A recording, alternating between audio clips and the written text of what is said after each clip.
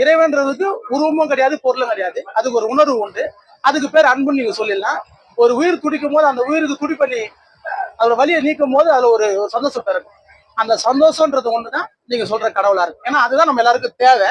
அந்த நிகழ்வு கண்டினியூவா அதிகமாகும். நீங்க அது அதிகமானா மட்டும்தான் அந்த உண்மையான அந்த இறை பொருள்ன்ற என்னன்னு நம்ம எல்லாருக்குள்ளயும் வெளிப்படும்.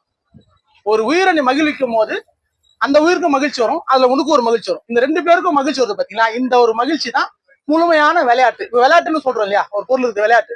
விளையாட்டுன்னா ரெண்டு பக்கமும் சந்தோஷம் இருக்கிறது ஒண்ணுதான் விளையாட்டு. உண்மையா இல்லையா? ஆனா எந்த விளையாட்டுலயாவது ரெண்டு பக்கம் சந்தோஷம் இருக்குதா? யோசிச்சு பார்க்கலாம். விளையாட்டுன்னு நம்ம சொல்றோம். விளையாட்டுக்கான முழுமையான பொருள் என்ன? ரெண்டு பக்கமும் மகிழ்ச்சி இருக்கணும். அதுக்கு பேர் தான் விளையாட்டு. எந்தனா ஒரு விளையாட்டுல ரெண்டு பக்கம் மகிழ்ச்சி இருக்குதா? எந்த விளையாட்டு எடுத்து பாருங்க. ரெண்டு விளையாட்டு அந்த எந்த விளையாட்டு கூட ரெண்டு பக்கம் மகிழ்ச்சி மட்டும் இருக்க முடியாது. அப்ப அதுக்கு பேர் விளையாட்டா சண்டையா? சண்டை தான். நீங்க சண்டை போட்டுக்கினாலும் அதே தான் இருக்கும். நீங்க விளையாடுறதுக்கு அமிச்சாலும் அதே தான் இருக்கும். நீங்க விளையாட பசங்க அமிச்சு பாருங்க, வரும்போது சண்டை போட்டு தான் வருவான். ஏன் சண்டை போட்டு வரான்? ஏன்னா ஒரு விளையாட்டுக்குள்ள இருக்கிறது ஒருத்தர் ஜெயிக்கணும், ஒருத்தர் தோக்கணும். இந்த ரெண்டே கண்ணட்டு தான் இருக்கும். அப்போ அதுக்கு பேர் சண்டைன்னா சண்டை தான். அது அங்க விளையாட்டுல இருக்கும்போது பிரச்சனையா மாதிரி அது சண்டையாக மாறும். அப்போ நம்ம இது வரைக்கும் விளையாட்டுன்னு ஒரு விஷயத்த நம்ம பார்த்ததும் கிடையாது, நம்ம ருசிச்சதும் கிடையாது. அதை ருசிச்ச ஒரு ஆள் வளரார் மட்டும்தான். அதனாலதான் அவர் சொல்றாரு, கருணையாயிரு, அன்பாயிரு, வேற எதுக்குள்ளேயும் நீ போவாத. ஏன்னா இந்த ஒரு செயலுக்குள்ள மட்டும்தான் ரெண்டு பக்கமும் சந்தோஷம் இருக்கும். உண்மைதானே? நீங்க கருணையா இருங்க, அன்பா இருங்க, போய் உணவு சமைங்க, ஒருத்தர் இல்லாதவங்களுக்கு கொடுங்க, ஒரு ஜீவராசிக்கு உணவு கொடுங்க, தண்ணி வைங்க. இது ஒரு விளையாட்டு தான்.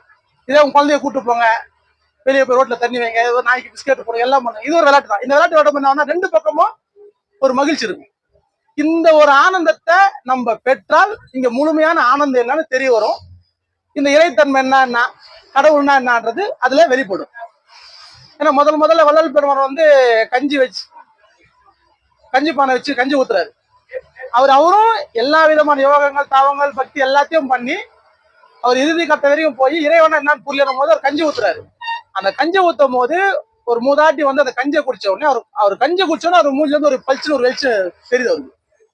இவ்வளவு நேரம் இல்லாத ஒரு வெளிச்சம் வந்து இப்ப எப்படி இருக்கு வெளிப்படுது அவர்கிட்டனா? அதை பசி தீர்ந்த உடனே அவர்கிட்ட அன்பு வெளிப்படுது.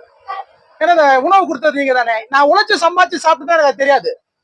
பிறர் கொடுக்க நான் வாங்கி சாப்பிடும் போது அன்பால் அவர் கொடுத்தாரு.